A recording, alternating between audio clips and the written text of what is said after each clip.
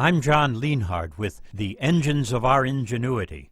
Every day we talk about human invention and creativity in science, technology, and the arts.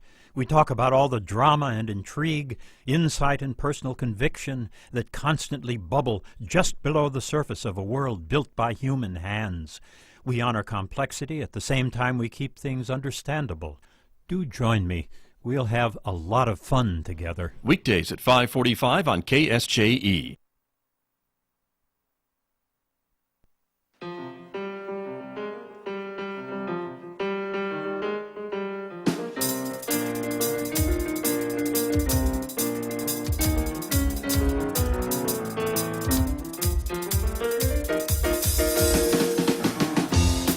Eleven minutes past 8 o'clock. It is Thursday morning, the 19th day of June, 2025. It's Juneteenth today, everyone. Thanks for joining me. I'm Scott Bicklin, and welcome to KSJE 90.9 FM, broadcasting throughout San Juan County, New Mexico.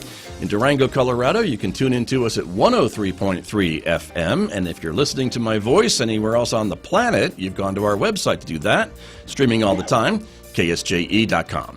Welcome also to our viewers this morning who are joining us. The video of this program streaming out live to the KSJE Facebook page and also to our YouTube channel. So welcome aboard, everyone. I am glad that you are joining us this morning because we're going to have an important conversation about heat and drought and fireworks safety and a whole lot more with my guests from San Juan County Fire and Rescue. That conversation begins in the next few moments right here on KSJE, so stay tuned for that. Next hour, of course, it's classical music with our Roving with the Arts program. Mick Hess will be here 1 hour from now at 9:06 on KSJE. A reminder, you can also connect with us on our other social media platforms in addition to Facebook and YouTube, like Instagram and Blue Sky now, and also X, formerly known as Twitter. And if you're a podcast person, you can also subscribe to KSJE Podcasts. You'll find them for free wherever you listen to podcasts. Check it out. Maybe discover a new local program that you may have missed recently. Outside our studios here at San Juan College, it is a sunny Thursday morning. The temperature already 71 degrees. We're expecting a very hot and hazy day today with a high of 95 at least. I've seen some models that project 101 today. We'll see. 65 and clear skies overnight tonight. Tomorrow, another hot day and windy day as well. Wind gusts up to 40 miles per hour are possible on Friday with a high of 94. Low of 60 Friday night. Then on Saturday, a little relief with a high of 88 degrees. 85 and sunshine on Sunday, 87 Monday. But then we're keeping an eye on maybe another potential piece of precipitation coming our way Tuesday and Wednesday of next week. So we'll see if that develops into some significant rain or not. We'll be back with more with my guests from San Juan County Fire and Rescue right after this on KSJE. KSJE is supported by San Juan Regional Medical Center. The caregivers of San Juan Regional Medical Center are committed to bettering the quality of life, health, and care of individuals, families, and our communities. Life is their sacred trust. Better is their mission. Here is their home. San Juan Regional Medical Center, improving the health of the Four Corners since 1910. Ahead, turn right. Isn't it nice to have a little help getting where you're going? Your destination is ahead and 300 feet. When navigating life's challenges, the San Juan County Navigation Center can help you with navigating housing, navigating transportation, navigating medical providers, and more. Learn more online at sjcnavigate.net or call 505-636-7110. The Navigation Center, connecting to resources, empowering lives. You have arrived at your destination. KSJE is proud to support Music in the Mountains, the 4-week classical music festival based in Durango, Colorado. 2 special chamber music candlelight concerts are scheduled this season, 7 p.m. Wednesday, July 16th, and 7 p.m. Friday, July 18th at the Community Concert Hall in Durango. Music in the Mountains, July 10th through August 3rd, 2025. Find out more at musicinthemountains.com. And back in Studio A with my guest this morning, as I mentioned, from San Juan County Fire and Rescue. Joining me here in the studio, Chief David Vega is here. Welcome back. Good to have you here. Thanks for being here. Thanks for having us back. Always good to be here. You bet. You brought with you your Deputy Chief Donovan Mack, who is here with us this morning. Deputy Chief Mack, welcome back. Yep. Good to have you here as well. Thank you for having us. You bet. Thank you both. And I think we should probably start with the weather. And it's sunny and hot like it usually is in June, but I know that raises some concerns because of fire danger. We have 4th of July coming up and fireworks. We'll get to that in a moment too. But what's the outlook? Last time you were here, it wasn't good. Is it any better, any worse? What are you saying? What do you think? Yeah, we see such weather extremes in New Mexico, and Right. in particular northern New Mexico, and outlooks are great, but they're not always accurate. And it's kind of interesting to even just going back 2 or 3 weeks ago, the beginning of the month, we were having flooding here. True. In San Juan County. Yeah, and, right. So things were looking really, really good. Just in the past week, the heat's really turned on, and it doesn't really take long, to start drying out the fuels. So the next 2 or 3 weeks look hot and dry. Of course, that gets us through the 4th of July. So that always raises our awareness up a little bit. Right now the monsoons, the outlook for the monsoons are saying the monsoons are going to be on time, and then maybe a little bit robust, but certainly we got another 2 or 3 weeks of hot and dry weather, windy to get through. So it always keeps us on our toes. Sure. And some of the calls that you've been getting, fire calls and things like that, are those weather related, or are they just other reasons? Yeah, other reasons, but certainly the hot and dry factors are contribute to it. Spread, I guess, right? It definitely helps, ease the spread of the fire. It's really labor intensive when it gets this really hot. So, Yeah, normally, and certainly Chief Mack can talk about it, but the productivity of our firefighters just goes down, when it's super hot. So, a job or a fire that may take 15 folks. When it's this hot, it just, you really have to double your workforce. So the weather is certainly a contributing factor, not the cause of the rash of fires that we've had the past week, but it's a contributing factor for sure. Right, but certainly could spread, I guess, if it's not broken down, or don't take precautions when you're fighting whatever caused the fire. Yeah, absolutely. Yeah, two scenarios, right? A structure fire that then spreads into the wildland, or a wildland fire that turns into a wildland-urban interface fire. So we often see that transition happening. Gotcha. Very good. Deputy Chief Mack, I want to bring you into the conversation, too, about these fires and just how quickly, I guess, things could spread because of these dry conditions if your crews aren't on top of it, and they are. Extremely fast. Fire behavior is very high at this time, and things move fast with the winds. We get the different winds that come in, and the heat doesn't help. And we don't have enough firefighters to originally get there, so we have to call in extra people and extra help, because like Chief said earlier, it cuts us down about 50% of what we can do. Normally we can go 15, 20, 30 minutes. Now we're 10, 15 minutes that we can last before we got to try to get a water break. Yeah. Talk to me a little bit about the gear that you guys your folks, not your guys and gals, are wearing out in the field, because it's a lot of stuff, right, to protect them, but it's also heavy, and it's also hot when it's hot outside, right? Sure. And that affects their. So if it's a house fire, we're in full structural ensemble, and that cuts our time even more. We do have some what we call dual cert gear that we use on brush fires and mop up after a fire. We try to get into that as soon as we can, and we have to wear our breathing apparatus so we're not breathing the smoke. And so with all that, it is very hard on us. Sure. It's very hard on all the members. It doesn't matter how physically fit we are, it eats us up. Very true. And there's training for that too, I know, as well. When you're bringing new folks on board, they train in those types of conditions, but still, it's still not fun. Yes, sir. So, lack of a better term. So, but that's important to know. But we appreciate you all going out and under any conditions to fight these fires and things like that. And I know maybe there's a couple of days of rain in the forecast. That's maybe some great news, and then again, not so great news, because that causes maybe some more fuels to grow if there's moisture, right?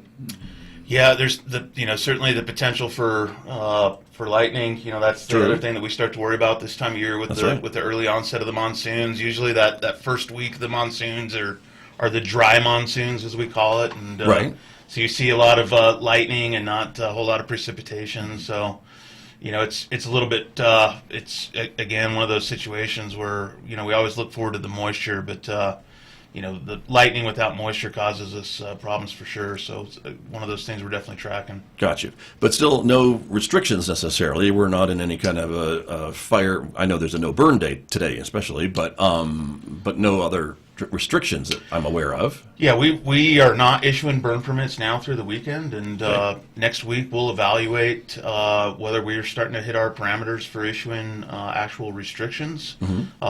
Of note, the Navajo Nation just last week went into open burning restrictions, stage 1.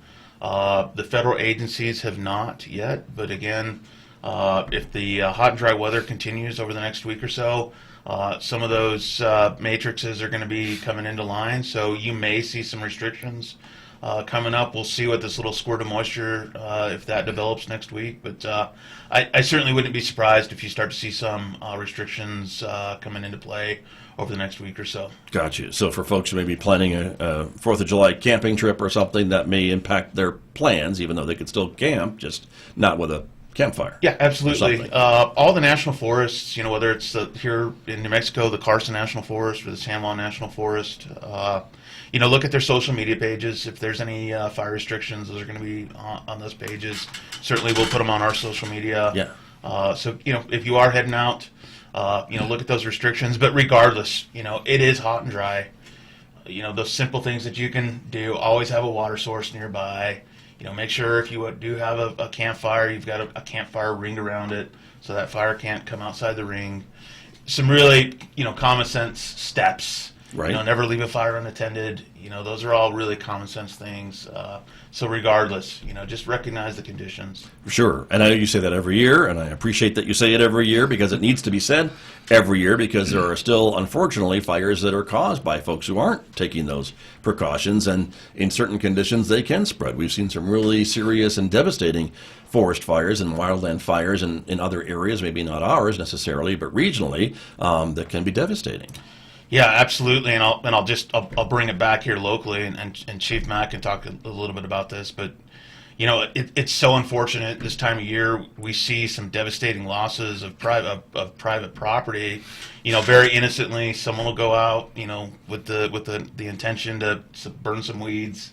Of course, this time of year the cotton is flying, and that's a really highly flammable, fuel package. But something as innocent as going out and burning some weeds can turn disastrous. And Chief Mack was on an incident like that last night. And if you want to talk a little bit more about it, but just last night, yeah, what happened? Just last night, we had a fire in Bloomfield, and it was just a simple, going to burn a few weeds next to the fence, and it turned devastating.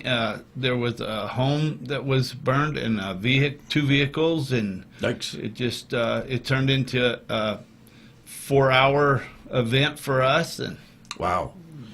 It spread so quickly. it spread so quickly Gotcha. over a small area. This was about maybe a 10-foot area. They were just going to burn some weeds, and it just turned into a mess. Wow. Well, that just tells you how quickly these things can maybe get out of control. And I'm sure the homeowner or whomever was doing it had every intention to keep it under control and Yeah. had made precautions, I hopefully. think it was very innocent. Yeah, very innocent. Exactly. So it can happen under these conditions, that's for sure. So, Yep. and we should all be aware of that since this is the place that we live, and it's sensitive to fire and fire danger. And that brings up the topic of fireworks, which we are about to get into the season. Sales start tomorrow. You were telling They start tomorrow. Okay. Yep, on the 20th, they'll start, and we just ask people to be cautious and be aware of their surroundings. Water, keep some water. Once they've lit the fireworks, put them in a bucket of water. Let them set. Keep your area, your land around your home. Keep it clear of weeds, debris. Try not to light fireworks in any areas that have weeds, and keep that area clean that you're going to do it on. Right. Preferably pavement would be the best place to be lighting off these, or an area that's clear of all vegetation. Sure. Very true. And again, I think it's always important to point out that you are operating under the rules and laws of the state of New Mexico. The city and I think the county has done all that they legally can do to limit the sale and use of certain types of fireworks and things like that. And so when we talk about these things, you're really working within the confines of the state law that's allowed in parts of San Juan County and the cities of San Juan County. Yep. And so Yep. that's what's happening. But as they start selling these tomorrow, I think the rule of thumb is always if you live in the county and you buy fireworks in the county, you can be assured that those are legal to use in the county. Vice versa is also true. If you live in the city and you're buying fireworks in the city, then those are the ones that are legal to use in the city limits. Is that a good rule of thumb? Yeah, in essence, if you're buying fireworks out in the county, those in particular aerials, and that's always the particular device that comes into play. Aerials are not allowed within the Farmington city limits. The city council has passed an ordinance that prohibits the discharge and use of aerials within the city limits of Farmington. The county does not have that restriction, so again, be aware of that if you are going out and purchasing that type of firework in the county. Make sure that that is a firework that is allowed within the city of Farmington. And again, aerials is really what we're talking about there. Sure. Aztec and Bloomfield don't have those same types of restrictions. And I know you're with the county, so City of Bloomfield does have a safe and sane restriction. Okay. So this that same rule applies there, along with Aztec. Kirtland does not have an adopted ordinance as such. Gotcha. Very good. Good to know. And the big change this year that I think folks have heard about, but if they haven't, we want to let them know, is the county has had to stop the annual gathering for folks to set off their fireworks at McGee Park for the first time in a number of years. And so that's, I think, something the county maybe didn't want to do, but kind of had to do. It's an insurance issue, right? Yeah, so just some history for the listeners. Several years ago, the county opened that parking lot up. You heard Chief Mack mention earlier. Ideally, you're discharging fireworks in areas that are completely barren of vegetation. So the county, opened that parking lot up for families to come and set off some small displays and things like that. Over the years, that turned into several thousand people. Through some technology, we were able to track the number of people coming in and out over that weekend, and it really turned into a giant safety issue. And unfortunately, there's not a great way to regulate the amount of people that come in and out of there. So it did turn into an issue with the insurance carrier for the county. And unfortunately, it's not an event that the insurance company was going to carry or sponsor without having people sign liability forms to go in there, which obviously is not practical. Right. So out of a massive abundance of safety and caution, the county did restrict the discharge of fireworks in McGee Park. We will have crews out there patrolling to make sure that people are not in there. And you could be trespassed out of there if you do. So, again, just out of a real abundance of safety, we had to go in there and cancel that. Gotcha. So that space will not be available this year. Certainly, you can find some other maybe spots. Your driveway, I think, would make sense, or other things, as Deputy Chief Mack was describing, to safely light your fireworks if that's something you choose to do. But unfortunately, you can't do it at McGee Park this year. I know there was an issue too of trying, if there was a problem, God forbid, getting emergency vehicles into that space as well because of how crowded it was becoming. Almost a victim of its own success, really. Yeah, that's a great way of putting it, Scott. Again, there was no way to really, without going in there and laying out independent pods or things of that nature, there just wasn't a real practical or easy way to regulate the space or the amount of people coming in there. So you really nailed it. Had there been a medical emergency or any kind of issue out in the middle of that, there was no great way for us as responders to get in there. Unfortunately, you do see alcohol coming in there. That leads to fights and disturbances. There were family disturbances that we had to break up last year. So, all contributing factors to the totality of the situation out there. Sure.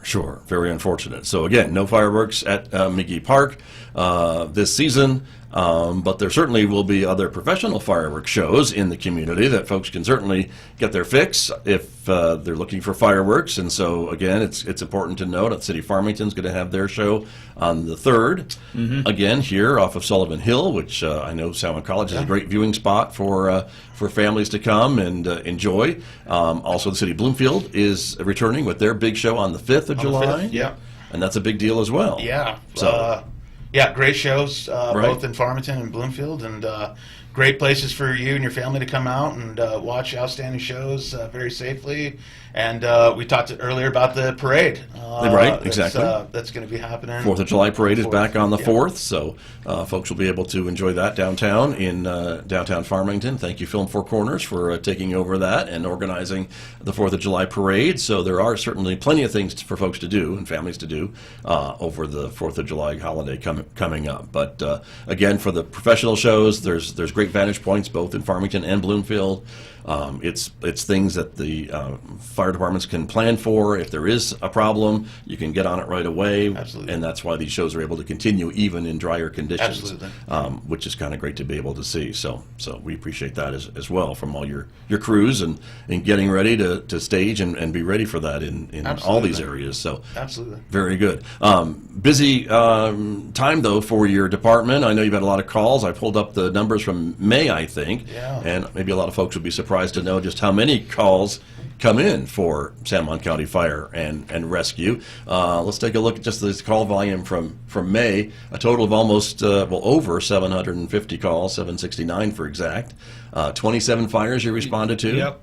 And 27 fires and 435 EMS calls. yeah, that's in 1 month. That's in 1 month. Okay. That's 31 days in May, but still, that's still. And we've been a lot of calls. averaging something similar to that every month this year. And this is with a lot of, I know you have a small contingent of paid folks, but a lot of volunteers who also give up their time Right. and talent to respond to these calls, correct?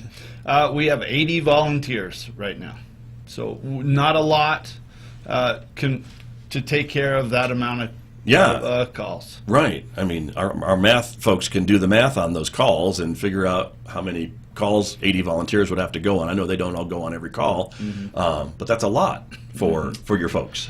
Yeah, it's a large call load, and we're certainly thankful for our volunteer staff, and they do an incredible job, and we're always looking for more dedicated and talented volunteers, and we'll have another recruitment window coming up starting in August, and we hope for a big recruitment class.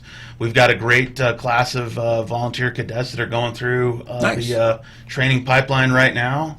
And so we're certainly looking forward to them hitting the streets coming up, and again looking for a strong recruitment class coming up starting in August. But it's busy, and we do have again for the folks that may not know, we are a combination fire department. So we both have we have a volunteer staff. What we call our reserve firefighters, and then we have our paid components. We have 2 paid stations with 3 engine companies that we staff in Bloomfield and over on our west side in Kirtland. So we do have full-time staff that again is supported by our volunteer staff, and it's a rocking department. We don't ever sleep. We're always going. I don't think so. Not with those numbers, that's for sure.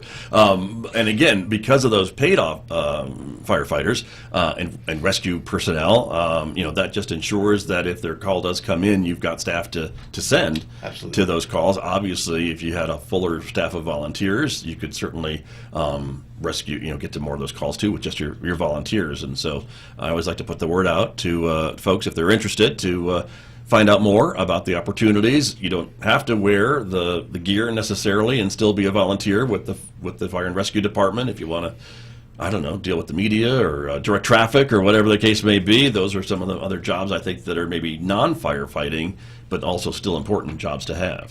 Yeah, we've got. Am I right? Am I? Or have we've I got forgotten? some. We've got some support roles. When we recruit, we obviously want to. Ideally, we're recruiting a candidate that's going to come in and go through the same pipeline as our career staff. Okay.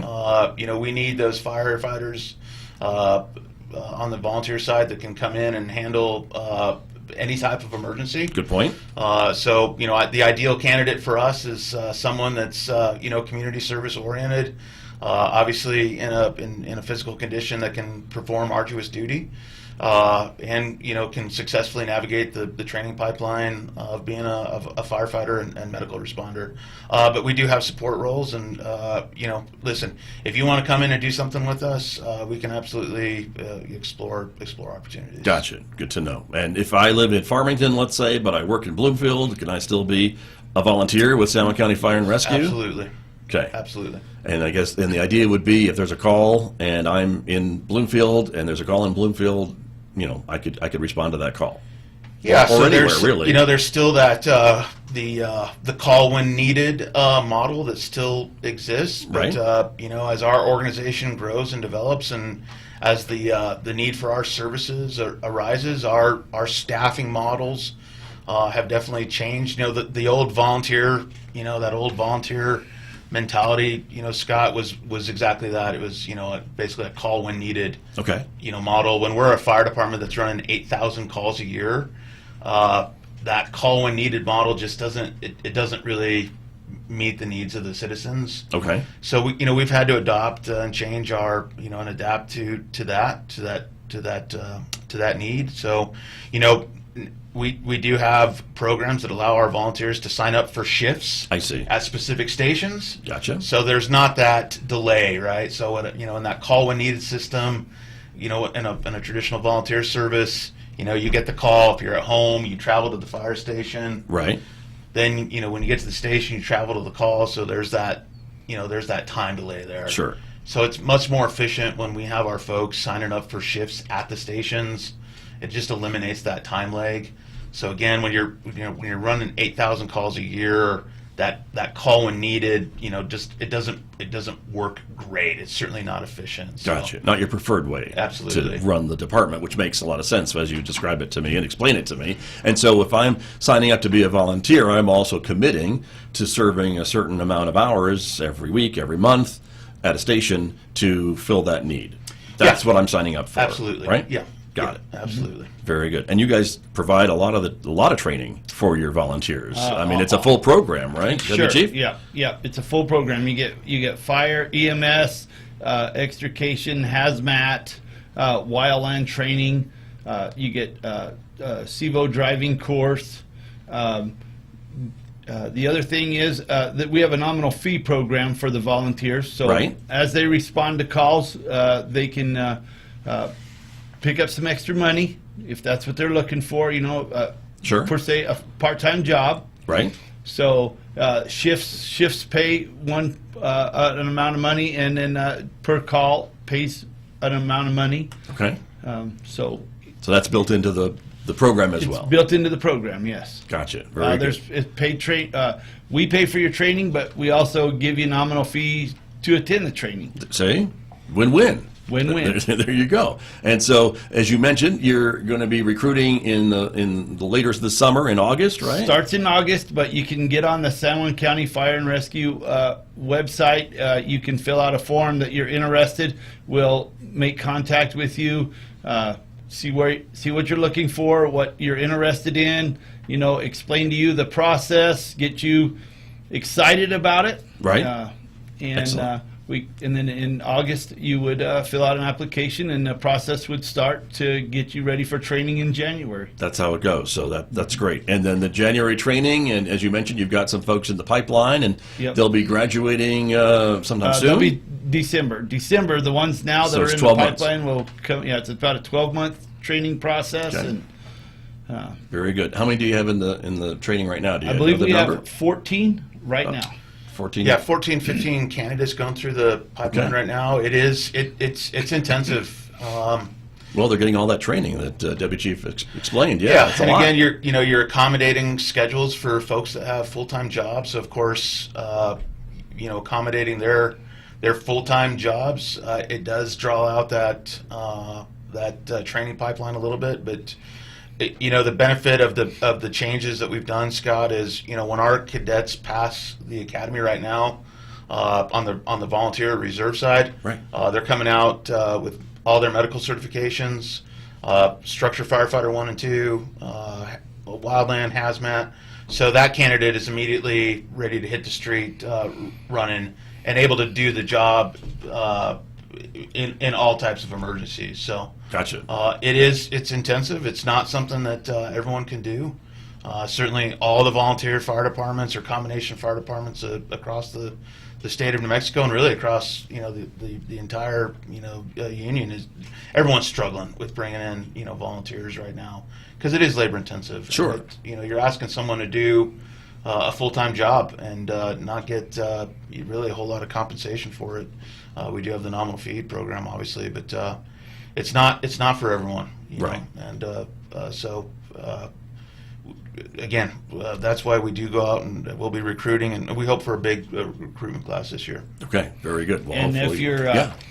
17, going to be 18 by January, Okay. that's what we're looking for. If you're looking to maybe make a career in firefighting, Absolutely. we're going to be able to get you started. No cost to you. We'll put you through the training, and those are people that fire departments look to hire as people that already have training, so we can get that. You can volunteer a little time, give back to your community, and Good point. Get a career. Very good point. So that's great, and it may be a good fit. You never know, and so Sure. that's what folks should start be thinking about at almost any age, right? But if you're going to be 18 by January, that would you'd be good to go. So that's how it works. Go. Well, gentlemen, we are out of time. I'm sorry to say, but I appreciate you both coming in to talk about these really important issues, weather related and fire related, and keeping everyone safe, which is, I know, job one for you folks. So thanks for being here. I appreciate it. Thank you. Thank you. Good to see you both. My guest this morning from San Juan County Fire and Rescue, here with me on KSJE.